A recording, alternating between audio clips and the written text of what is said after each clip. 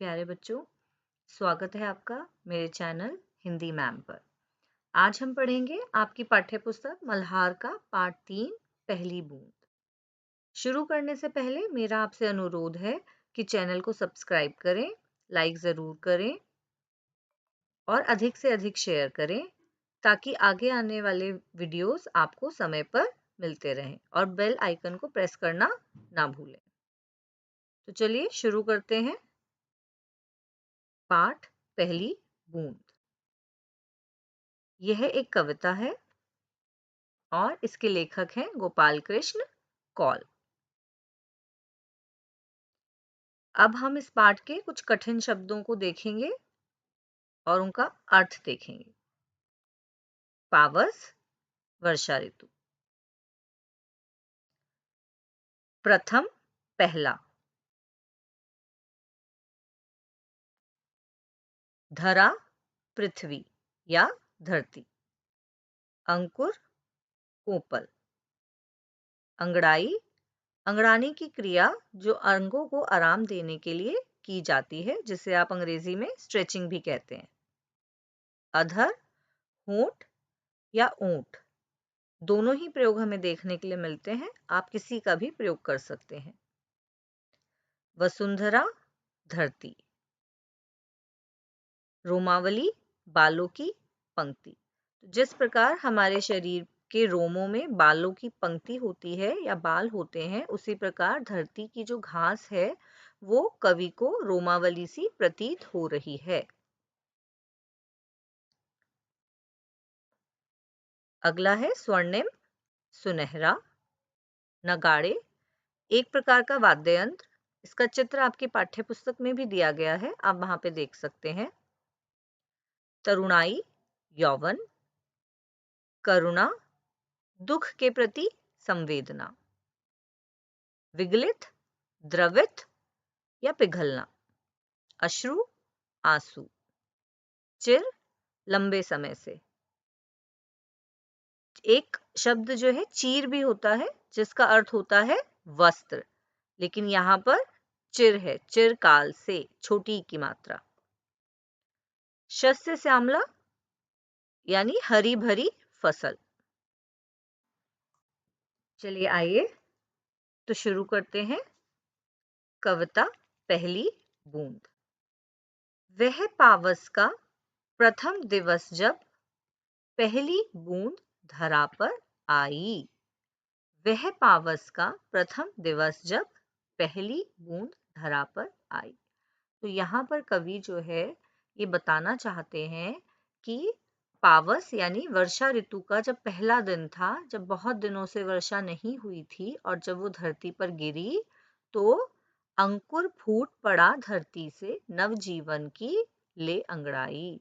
तो अंकुर जो था यानी बीज से जो छोटी सी कोपल निकलती है जिसे हम अंकुर कहते हैं, वह भी धरती से फूट पड़ा और धरती में से भी, अंकुर में से भी नव जीवन ने अंगड़ाई ले ली, यानी नया जीवन जो है मानो धरती में पड़ गया हो। अगले पैराग्राफ में क्या कह रहे हैं वो? धरती के सूखे अधरों पर। सूखे अधरों पर यानी अधर यानी होंठ। तो जिस प्रकार जब हमारे को भी जो है प्यास लगती है और हमारे होंठ सूख जाते हैं, उसी प्रकार जो है धरती के जो होंठ हैं वो भी सूख गए हैं प्यास से। ठीक है ना? तो जब हम भी जो है बहुत समय तक हम अगर पानी ना पिए तो हमें भी प्यास लगने लगती है बहुत अधिक और होठों पे सूखापन महसूस होता है। उसी प्रकार लेखक ने यहाँ पे धरती का वर्णन किया है, उसका मानवीकरण कर दिया है। मानवीकरण क्या होता है?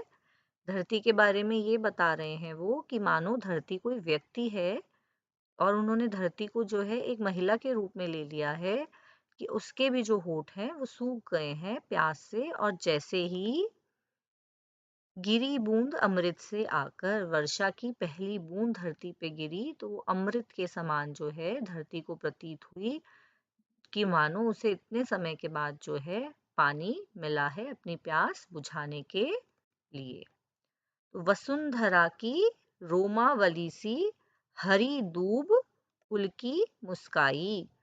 तो घास तो आप सब जानते हैं, लेकिन यहाँ पे लेखक क्या कह रहे हैं, कवि क्या कह रहे हैं, हरी दूब। दूब जो है एक प्रकार की विशेष घास होती है, जिसके एक जो है तिनके में 3 जो है तिनके निकलते हैं। ठीक है, 3 उसके अंदर जो है हिस्से उसके बन जाते हैं, उसको वो कहते हैं दूब। तो यहाँ पे जो दूब है, हरी दूब, वो भी पुलक रही है, प्रसन्न हो रही है, मुस्कुरा रही है। जिस प्रकार जो है जब हम रोमांचित होते हैं तो हमारे भी रोए खड़े हो जाते हैं, उसी प्रकार जो है मानो धरती की जो दूब थी उसकी रोमावली के समान जो है वो भी मुस्कुरा रही है, प्रसन्न हो रही है पानी पाकर।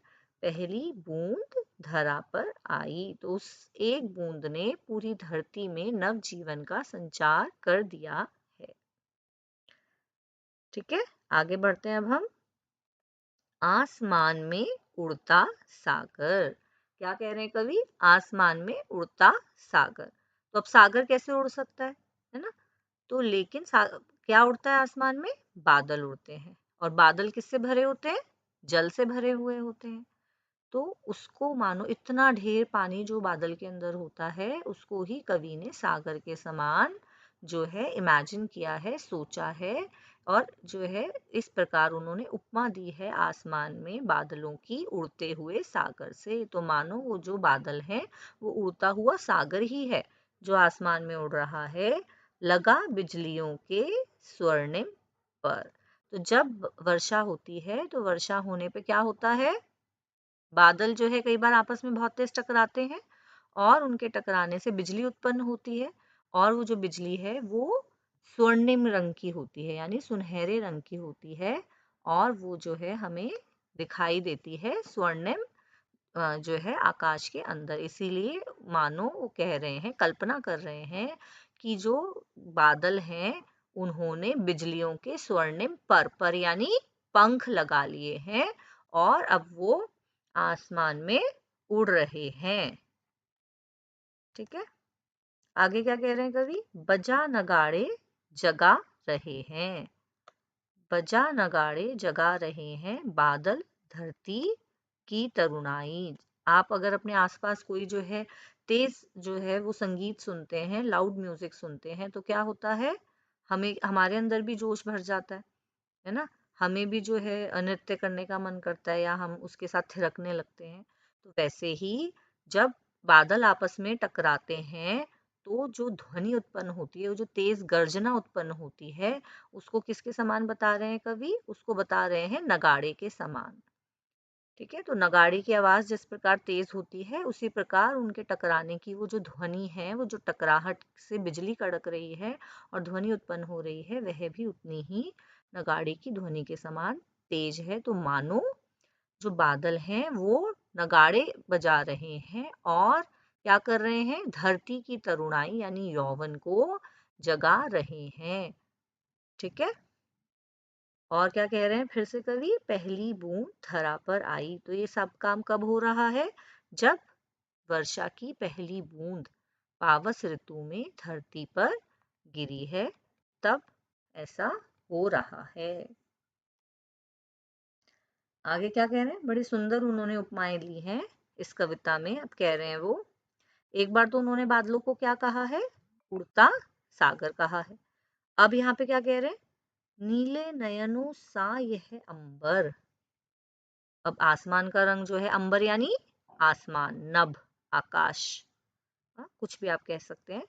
तो कह रहे हैं कि आसमान तो नीला ही होता है, नीले नयनों सा यह अंबर। जैसे आंखें हमारी नीली नीली नीले रंग से जो है उपमा दी जाती है आंखों की। तो जैसी आंखें होती हैं नीली नीली, वैसा ही मानो ये अंबर जो है वो भी नीला है। तो इसलिए वो क्या कह रहे हैं, नीले नयनों सा यह अंबर। तो नीले नयनों सा में उपमा अलंकार है। उपमा अलंकार क्या होता है, जब हम किसी चीज की तुलना जो है या उस की समानता जो है किसी चीज से दिखाते हैं। तो यहाँ पे अंबर की समानता जो है नयनों से दिखाई गई है। और अगली पंक्ति में अब वो क्या कह रहे हैं, काली पुतली से ये जलधर, जलधर यानी बादल, मेघ। तो पहले उन्होंने जलधर यानी बादलों को क्या कहा था? उड़ता सागर कहा था। अब वो कह रहे हैं ये जो आकाश है, ये जो अंबर है, यह तो नीले नयनों के जैसा है, और इसके अंदर ये जो जलधर हैं, ये जो बादल हैं, काले काले बादल, मानो ये उसकी काली काली पुतलियां हैं। जैसे हमारी आंखों में हमारी पुतली कैसी होती है? काली।